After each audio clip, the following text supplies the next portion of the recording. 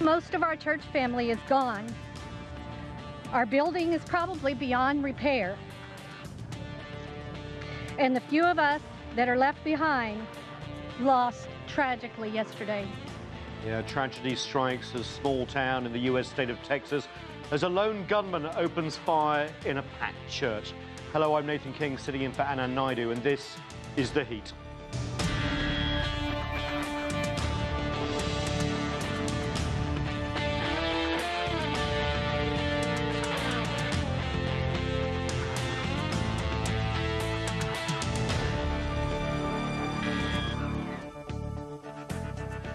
It was a typical Sunday at the First Baptist Church in Sutherland Springs, Texas, about 56 kilometers from San Antonio.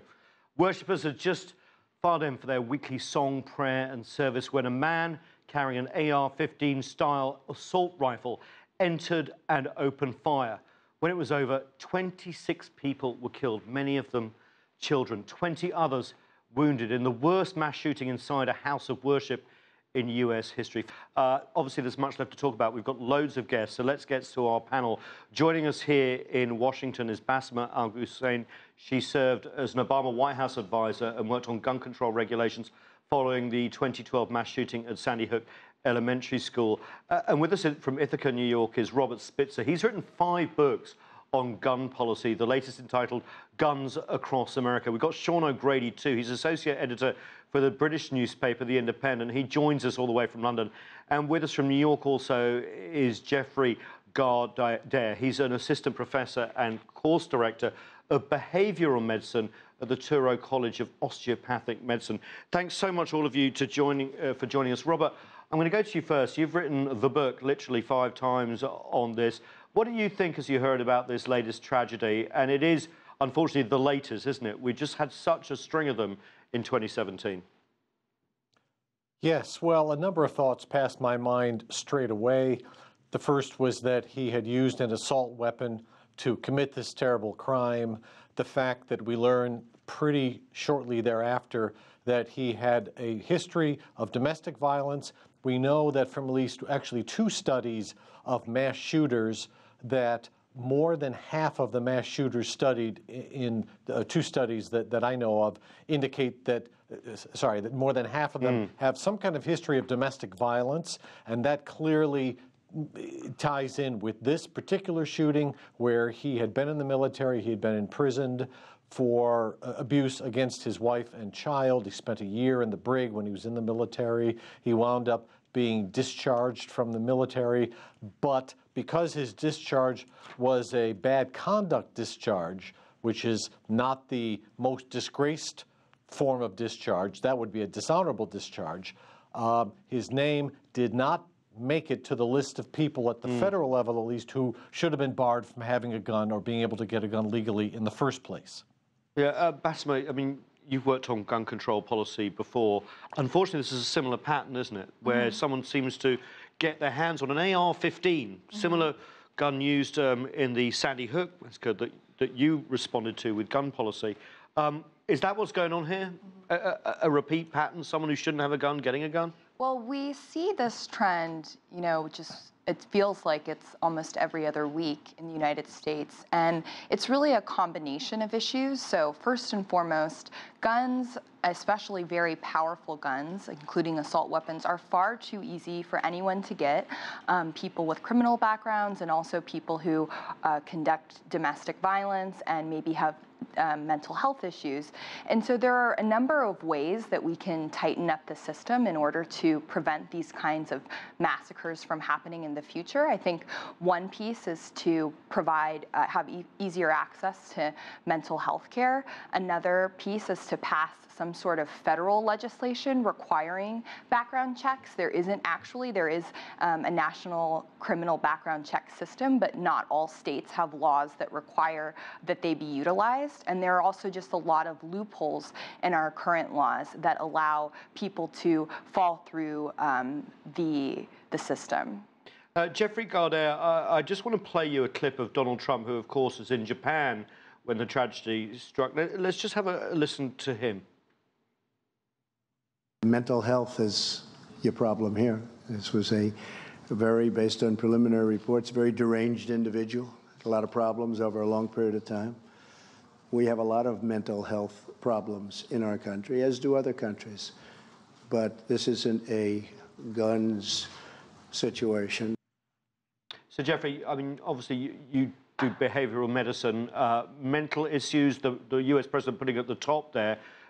I'm not trying to be cynical, but that seems to be a lot of the response very quickly from Republicans who don't put the finger at guns. Is there a real mental health problem that's different in the US to other nations? Yeah, it seems to be a little bit of sleight of hand that's being used here.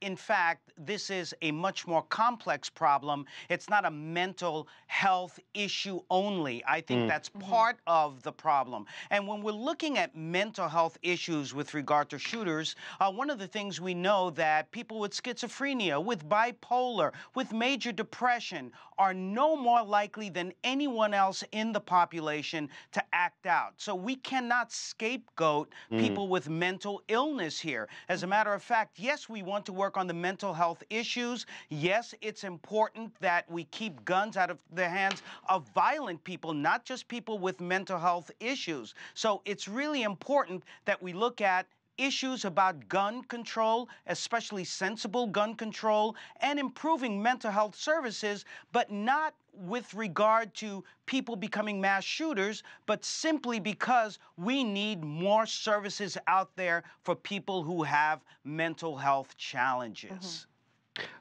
Sean O'Grady, I want to bring you in. The gun debate in the US from an outsider's point of view is quite interesting. It might be a unique country in this respect. You know, when I say we because I'm originally from Britain, we've had mass shooting attacks in the UK, we've seen it in Australia, other places. Very strict gun laws go into place almost overnight. We've seen that in many countries. What do you think the difference is between the US and elsewhere? Well, the big difference is the number of guns swirling around. I mean, there's a lot of gun crime in the United States where they've got 112 guns for every 100 Americans.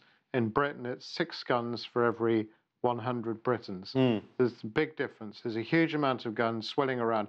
You also get a lot of gun crime in parts of Europe where there were civil wars in the past, ex-Yugoslavia and East Europe, and in Latin America, South America, where there are also quite a lot of guns just swirling around the system. So even if you introduce controls right now and you didn't sell a single more rifle or assault rifle or machine gun or pistol or heaven knows what else in the United States, there would still be a lot of guns swirling around. That just creates the market for them, if you will. It creates the opportunity for people, sane and insane, to use guns in self-defense, by accident, for crime, for terror, for any purpose they can think of. The other big difference is that the British have never had the Second Amendment. We have never had or a right constitution. to bear arms. Down, yeah, carry on. Yeah, and in fact, in Britain, the police don't have a right to bear arms. The police are not, on the whole, routinely armed. There are units that have the guns in the back of the car ready for terror attacks. You have some armed police at Parliament, and you have armed police at some of the airports. That's it. The police do not turn up armed in the UK. And therefore, we've never had, I think crime generally is at a lower level in Britain, and we've never had this spiral of police using guns, criminal using guns, the sort of arms race that goes on in some countries. But I just think the culture is very, very different. One of the many cultural differences between the United States and Britain. But I wouldn't tell the Americans how to run their own country. I would just point out there were differences between Britain and America. I don't do what Donald Trump does and tell the Americans off for running their country the way they run it, the way that he told the British off over terrorism. Right, okay. Wouldn't allow us to mourn. I have a lot of sympathy and condolences for the families that have been embroiled in this terrible situation. Yeah, I mean, you know, there's cultural differences with China too. I just came back and I was just, there's no guns on the streets there. Bassima, you wanted to make a point, Bassima? Yes, so there are 2 points that I'd like to make in response to what my colleague in Britain pointed out, that there are so many guns already floating around this country, and for that reason, the Obama administration proposed 2 policies to address kind of current guns that are already out in the system, and one of them is there's a gun show loophole. So for example, when somebody goes to a fair and they purchase a gun at a fair, they don't have to have a background check as they would if they were purchasing it from a store. Another area where there's a loophole is in private sales. So for example, if I go and buy a gun from my neighbor, or if I wanted to buy a gun from you. Exactly. If I wanted to buy a gun from you, you wanted to buy one from me, that there's also a loophole in the system that, again, even in many states where they do require a background check, they don't require it in those instances. And so oftentimes, you know, clearly people who have nefarious aims are going to take advantage of these loopholes in order to obtain guns, and it's perfectly legal. And so I think it's important to make it harder for people who have ill will to obtain these weapons.